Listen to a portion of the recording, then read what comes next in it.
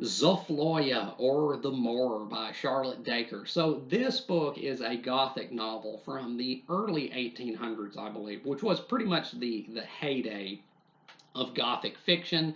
Now, its author, I'm not going to say too much on because I don't know exactly how much I can say about the author because much like Anne Radcliffe, I believe Charlotte Dacre is something of an enigmatic figure. The facts concerning her life, I'm not sure how concretely known they actually are.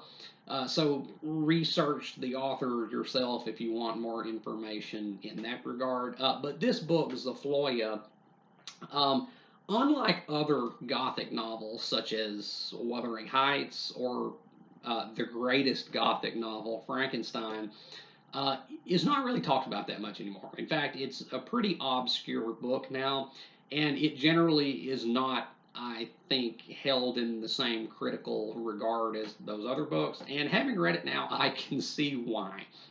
But I want to say this up front for Zofloya. What it may lack in finesse, it more than makes up for in terms of just sheer entertainment because my lord, this book is a wild ride. And that is probably because I believe, if I'm not mistaken in saying this, I believe that this book, Zofloya, is actually an homage to something of an emulation of another Gothic novel from around the same time, which would be Matthew Lewis's The Monk. Now, if you've never read this book, The Monk, um, you're missing out on a gem because this book right here, uh, while it may not have the greatest literary merit of any book that you're ever going to read, I can all but guarantee you it is one of the wildest things you will ever read, and also one of the most convoluted things you will ever read. And it also kind of shocking, just uh, in terms of how far this book went for the time period as regards its content. This book is truly a roller coaster of a book. And I believe, once again, that this book, Zofloya, is kind of ripping from The Monk. And that probably explains why Zofloya is such an entertaining read, if nothing else. So, what is the story of Zofloya? So, the main character of the book is one Victoria di Loredani, the spoiled daughter of a Venetian nobleman whose mother, Lorena, is rather loose, you might say. She is seduced away from her husband by the rogue Count Ardolph. And so she leaves her husband and her family subsequently pretty much just falls to shit in her absence. Her son Leonardo, Victoria's brother, hits the bricks because he just can't take it knowing that his mother is now a fallen, disgraced woman. So he leaves. Loredani himself is eventually killed, and Victoria finds herself in the care of her mother and her new stepdad, Count Ardolph, but they kind of try to pawn her off on another relation of theirs. But she hits the bricks too, and then she eventually falls in love with a man named Berenza, whom she marries. They're married for like 5 years, I want to say. But then Berenza's younger brother, Enriquez, who is much closer to Victoria's own age, uh, comes to town, and she is smitten with Enriquez now. She's pretty much done with Berenza. She's like, screw him. You know, if my mom could leave her husband, then I can do the same thing too, right? So she has her eyes and her crotch set on Enriquez now. But the only problem is that Enriquez is madly in love with Leah. I think I'm pronouncing that correctly. A young orphan girl who occupies his heart entirely. So Victoria is kind of stymied in her romantic pursuits there. But Enriquez has in his employ a Moor, that is a black man, named Zofloya, who is at a certain point presumed killed, but then kind of mysteriously returns, except it may not be the same Zofloya that returns. Anyway, Zofloya is a very, very charismatic figure, and Victoria kind of confides in him her desire for Enriquez, and so he's like, "All right, girl, I'll help you get that man." So they all like retreat to this castle in the mountains because, of course, it would not be a Gothic novel without a remote castle in the mountains. So they go there, and Victoria and Zofloya, the Moor, then conspire to kind of eliminate the competition so Victoria can make Enriquez her conquest. So they gradually poison Berenza, her husband, to death. He dies.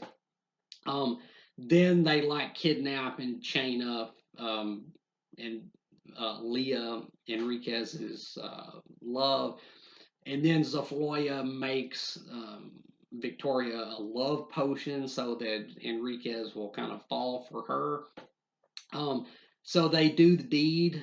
I think it's kind of vague in terms of the language here, given the time period, the constraints of the time period. But then Enriquez wakes up and he's like just aghast at what he's done because he does not like Victoria in the slightest. In fact, he really detests her. So he offs himself. Then Victoria is pissed, and so she murders Leah. And so basically, just kind of a trail of bodies behind her now. But throughout all this, she finds herself being drawn more and more, um, kind of being lured more and more into the thrall of the Moor, or the seeming Moor, Zofloya. And then they go off into the mountains, and they wind up in the company of some bandits who are captained by Leonardo, Victoria's brother. And then their mom and Count Ardolph end up in the mountains too, and so there's this kind of family reunion, but then it all goes to shit. Um, there's some betrayals. There's a lot of killing at the end. It ends in a freaking bloodbath. And then, spoiler alert, leave now if you don't want to know what happens at the end, but I kind of have to mention it for the sake of the review. It is revealed that Zofloya is actually not a Moor.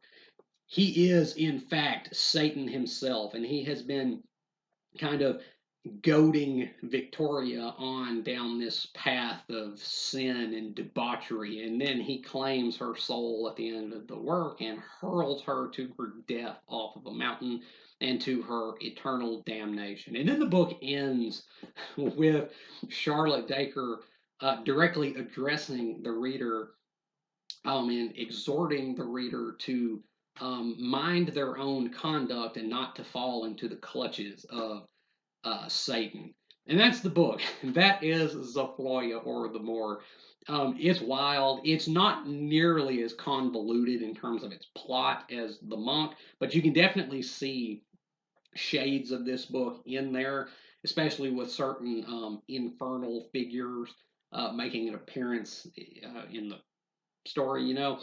But anyway, so that's the story of the Moor. Let's talk now about the execution of this story. So the writing in this book is just about as wild as its plot. And this is the main reason why this book is not held in the same esteem as other Gothic novels like Wuthering Heights or Frankenstein, because the writing in this book is bad. It is very bad at times. And it is written by a person who I don't know if they even had adequate grasp of the craft of writing, or even if they were fully literate when they wrote this, because so many words are misspelled. There's so much inconsistent spelling of the words in here, and the punctuation is flat out ridiculous. There are so many um, just wanton exclamation marks punctuating sentences that don't need exclamation marks, and good lord, the end dashes. There are so many dashes that are just thrown seemingly at random into the lines of this book that makes no sense really how this book is written, and of course the use of semicolons and stuff. It's so kind of just playing by its own rules in terms of the prose of this book. Charlotte Dacre was not the greatest prose stylist. It is also florid as all hell too. Like Gothic novels are noted for a kind of elevated, very very poetic sensibility when it comes to the writing. I mean, Frankenstein is hyper poetic, but that book is very lush, but it doesn't go overboard with it, or at least I don't think it did. But this book, it is one of the most florid purple things you will ever read. But that kind of just serves to make it more entertaining, really. Um, but yeah, the writing, it is truly a thing unto itself when you're reading this because of just how singular it is in terms of the way it's written. The writing's pretty bad. It is all over the place, really. But let's talk about the characters. Victoria is really the only character of any real depth, except for Zofloya, the titular character. But I personally found Victoria, it's not the most artful development of a character that you're ever going to see, but I did find her sufficiently interesting. She is, in essence, a complete psychopath, a just almost completely remorseless character, and also just a total sexpot as well. Um, very, very striking figure, I'll say that. Um, and Zofloya, the Moor, or what we take to be a Moor, who actually ends up being Satan himself by the end, is also a very, very interesting character. He has such a mystique about him because he is kind of he's very very charismatic and he knows so much, and like you really get the sense even before the other characters do that he's really pulling the strings behind the scenes of all this, that he's kind of orchestrating some of this. But it works. It's very it's a very effective portrayal of these characters. I think it sticks with you. It makes an impact. I found the characters, or at least the ones that count anyway, to be sufficiently interesting. If like they have interesting, relatively well rendered personalities, although the way it's rendered is kind of artless at times. But I think it got the job done. So I think the characters are okay. So let's talk about the story of this and kind of what the story is trying to accomplish here. Because this book is interesting because even though the writing is so piss poor at times, the story isn't. And that's the real saving grace, at least as far as I'm concerned, with this book. It's kind of a fusion of good and bad. Like the technical aspects of it are severely lacking.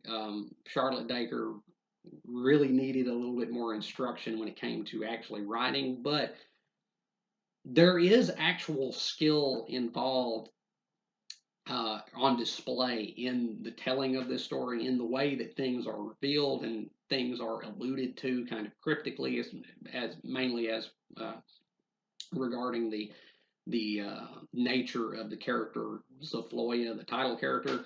Um, it's it's there are some aspects of this book that are actually relatively well done, uh, but also we need to talk about the gender aspects of this book, because this book was written right around in the same era as like um, Mary Wollstonecraft's Vindication of the Rights of Woman, right? And this book kind of plays into some of those sentiments. I would hesitate to call this any kind of like proto-feminist literature, because the portrayal of womanhood in this book is very, very negative by and large.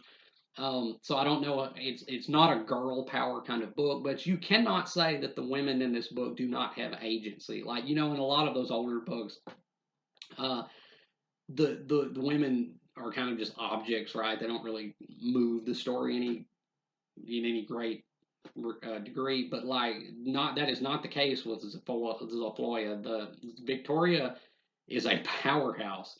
She is a dynamo as regards the movement of the plot of this story. She definitely has agency, but the kind of feminine aspects of the story, it's kind of commenting on like the necessity of virtuous example on the part of mothers. Basically, if your mom's a whore, it's all downhill from there pretty much because such is the fate of Victoria. Her mom runs off to shack up with paramour, and then everything just goes to shit after that because she did not embody womanly virtue, and so bad things ensued, right? But it makes for an interesting configuration in here. I'll say that. And what this book really is, it's kind of like it's kind of like a morality play, kind of like like those old books like Pamela. What's that book called? Pamela or Virtue Rewarded, I believe it's called. It's basically like a heavy-handed moral treatise on right conduct and uh, righteous behavior, right? Especially on the part of women. And this book is playing right into that, but it does it in a much more engaging and much more fun way. Especially when you get to the end, like the very end of the book, where Charlotte Dacre just breaks the fourth wall and directly addresses the reader and exhorts them to use this as not just mere entertainment, but as a warning to mind their own conduct and not to fall prey to the devil. It takes itself very seriously when it comes to its messaging. And this is a book with a message. It is don't don't be a whore, don't be a sexpot, don't poison your husbands to pursue your own romantic objects. Live a good, virtuous life, or else you're going to be damned for all eternity, right? It is a novel with a message, and it kind of feels at times like Pamela, um, but it's so much more engaging just because of how ridiculous it gets at times, just how over the top it gets, and how melodramatic it is. But also, I do want to comment on the racial aspects of this book because um, the title character, Zofloya, is, as mentioned in the title, a Moor or a black man.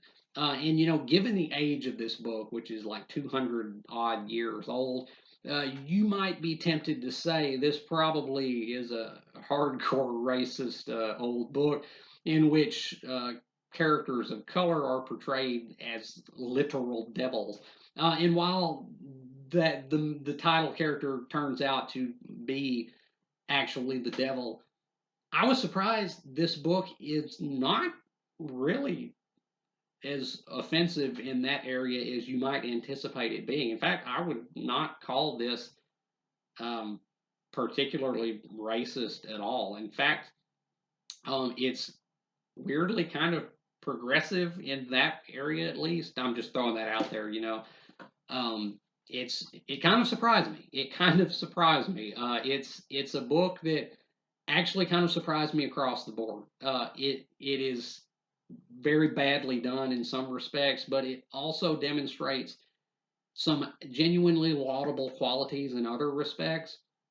And overall, just the arc of the story was just so entertaining that I was hooked. I was truly hooked. It kept me engaged, if nothing else, and I enjoyed reading it. I thought it was a pretty great book, even though it is deeply flawed.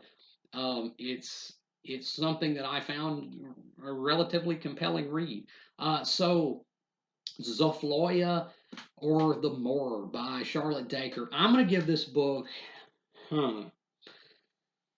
What should I give this book? I'm going to be a little generous with this book just because of how entertaining I found it. I want to give it a B minus.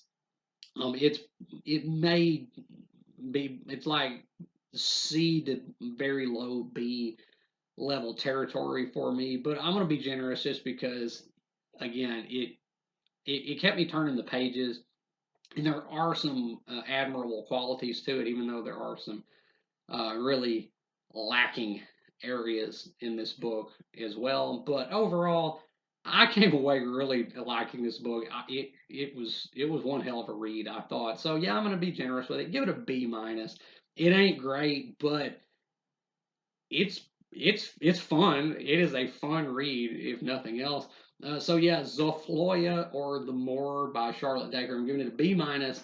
Have you read Zofloya? If you have, let me know down in the comments what you thought about it, whether you have agreed or disagreed with anything I've said here today. And if you haven't read Zofloya, if you are a fan of Gothic fiction, as I am, I could seriously recommend this. It is not like it's not nearly as famous as Frankenstein or Wuthering Heights or even like Melmoth the Wanderer or anything. But if you want something that's just kind of um, it's just kind of a thing unto itself, kind of a copy or a facsimile of an even wilder Gothic novel, but one that manages to carve out its own identity in its own right. I could recommend this. I really could. I think there is a lot of good times to be had with this book, or such was the case with myself, certainly. Um, and as always, if you have enjoyed anything you've seen or heard here today, remember to hit that like button and subscribe. I would really appreciate it. And until next time, peace.